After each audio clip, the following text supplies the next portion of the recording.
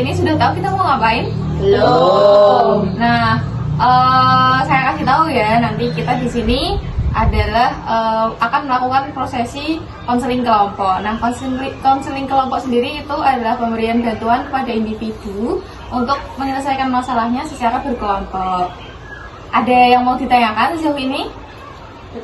Belum, Bu. Oke. Nanti kalau ada pertanyaan silahkan untuk bertanya ya. Oke, sebelumnya udah pada saling kenal? Belum. Oke, kalau gitu kita kenalan dulu ya. Nah, nanti untuk perkenalannya bisa menyebutkan nama dan juga tempat favoritnya. Saya mulai dari saya dulu, nanti bisa dilanjutkan teman-teman ya. Iya. Oke, perkenalkan, nama saya Elo Jenny, tempat favorit saya ada di gunung. Lanjut ke mbaknya. Perkenalkan, nama saya Lisi Koma, tempat favorit saya di warung makan. Oke, bisa lanjut? Perkenalkan, nama saya Zahra Ain Syifa, bisa dipanggil Zahra, tempat favorit saya rumah saya sendiri. Perkenalkan, nama saya Auliana Siva, bisa dipanggil Noris. Tempat favorit saya di rumah nenek saya. Perkenalkan, nama saya Lukman Jijan Afi'i, bisa dipanggil Mas Lukman, tempat favorit SPPG. Lanjut ke masnya. Perkenalkan, nama saya Muhammad Misbah Anwar. Tempat favorit saya di air terjun. Oke, lanjut.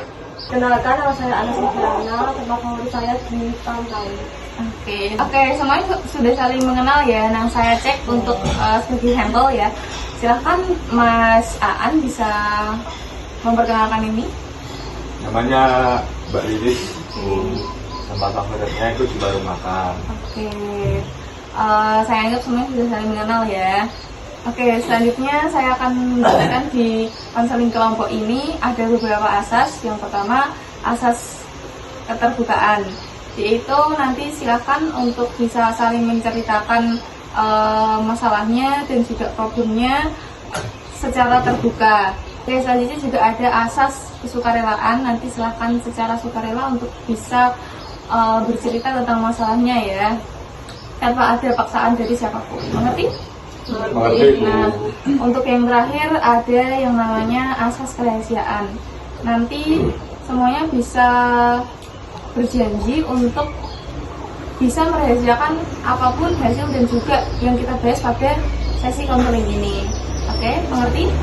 Nah, untuk itu kita ada ikat janji dulu. Silakan untuk tangan kanannya berada di dada kiri dan juga matanya terkejam. Nanti ikuti apa kata-kata saya ya. Iya.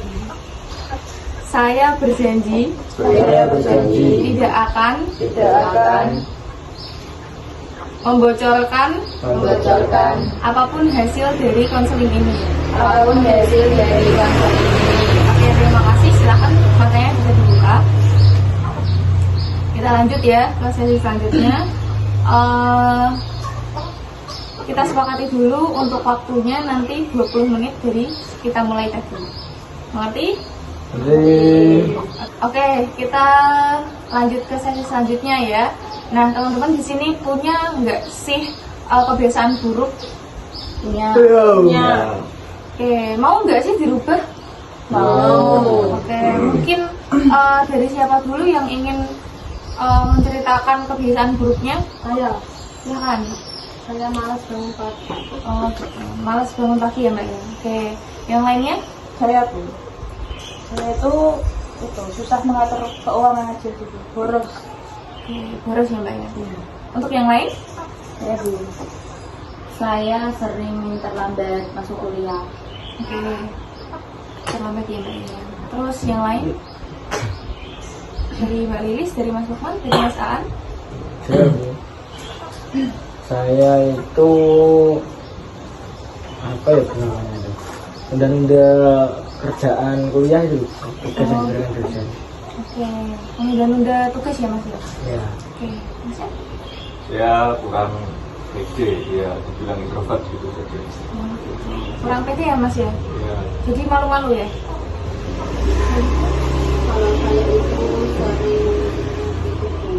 malas untuk bersih.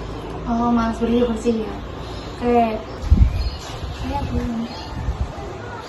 Oke. Jadi masalahnya apa Mbak? Males bangun pagi. Males bangun pagi. Mungkin dari teman-teman melihat permasalahan itu, apakah ada pertanyaan atau tanggapan? Saya Oke, silakan. malesnya itu karena apa, Mbak? Nggak tahu, karena males aja sih. Kayak rasanya setiap mau bangun itu rasanya ngantuk banget. Malamnya berarti ini ya, sering begadang ya? Iya. Oke. Terima kasih Mbak Zahra. Apakah yang lain ada yang mau bertanya lagi? Saya Oh iya, Mbak Nuris dulu dari komunikasi. kalau boleh tahu itu malamnya itu ada kerjaan atau kegiatan yang lain nggak? Kalau pagi sama sore itu kan kuliah, habis itu langsung kerja pulang jam 9 malam dan langsung main HP sampai jam 12. Oke. Cukup Mbak Nuris? Cukup. Oke, lanjut Mas Afwan. Kan Mbak Sofi itu cerita kalau sering tidurnya itu jam 12 ya. Iya. Itu Mbak Sofi udah setiap hari bisa jam 12 atau kadang-kadang malah bisa sampai jam 1 jam 2? Kadang-kadang bisa sampai jam 3 sih mas. Itu kegiatannya ngapain Mbak kok sampai larut malam? Scroll TikTok. Berarti cuma main medsos ya? Iya. Nggak ada kaitannya dengan apa namanya tugas atau yang lain? Kadang nugas sih mas. Berarti nggak sepenuhnya itu main TikTok doang ya? Tidak. Oke, cukup masuk Mas. Cukup baik. Oke, seperti yang kita ketahui tadi Mbak Sofi ini malas bangun pagi ya, karena malamnya kurang tidur, karena masih main sosmed terus, sehingga tidurnya terganggu. Nah, sehingga mempengaruhi kegiatannya di pagi hari. Nah, mungkin dari teman-teman yang lain ada yang mau memberikan masukan atau saran? Saya gitu. Oke, Tapi silakan. sebelum ke sana sih saya mau tanya Mbak Sofi. Oh, dulu. boleh. Kan Mbak Sofi itu dari jam 9 sampai jam 3 katanya main HP sih. Itu nggak mikir apa ya? Cuma maksudnya aku main HP gini itu dampaknya apa sih? Bagi kesehatan juga sih termasuk gitu. Nah, saranku ini ya Bu dari saya.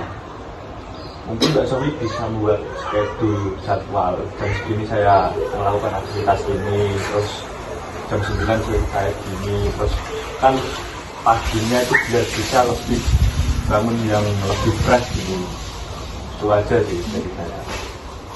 Terima kasih ya masukannya Mas Anwar. Ya. Gimana Mbak Sofi? Ya saya setuju dengan mas. Oke.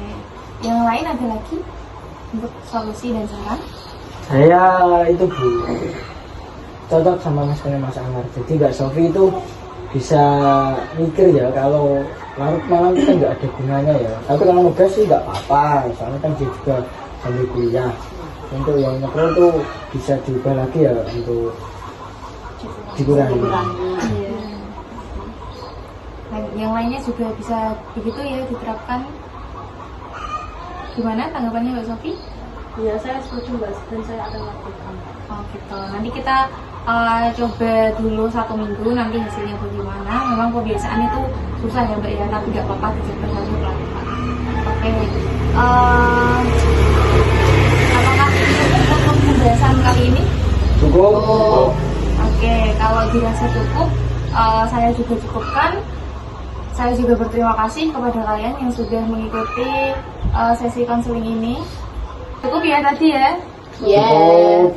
Oke, saya simpulkan. Jadi kesimpulannya Mbak Sofi ini susah bangun pagi, dan saran dari teman-teman tadi adalah untuk bisa mengubah kebiasaannya tidur larut malam dengan cara membuat schedule juga, terus membuat planning besoknya itu mau ngapain juga gitu.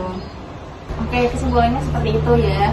Nah, dikarenakan waktu kita sudah beranjak 20 menit, kita cukupkan terlebih dahulu. Apakah cukup?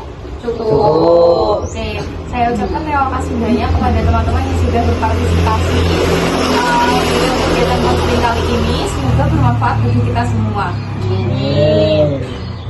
Saya memohon maaf sebesar-besarnya apabila ada kesalahan dan juga kekhilafan. Allahumma fiq ila aqwamit thoriq. Wassalamualaikum warahmatullahi wabarakatuh. Waalaikumsalam warahmatullahi wabarakatuh.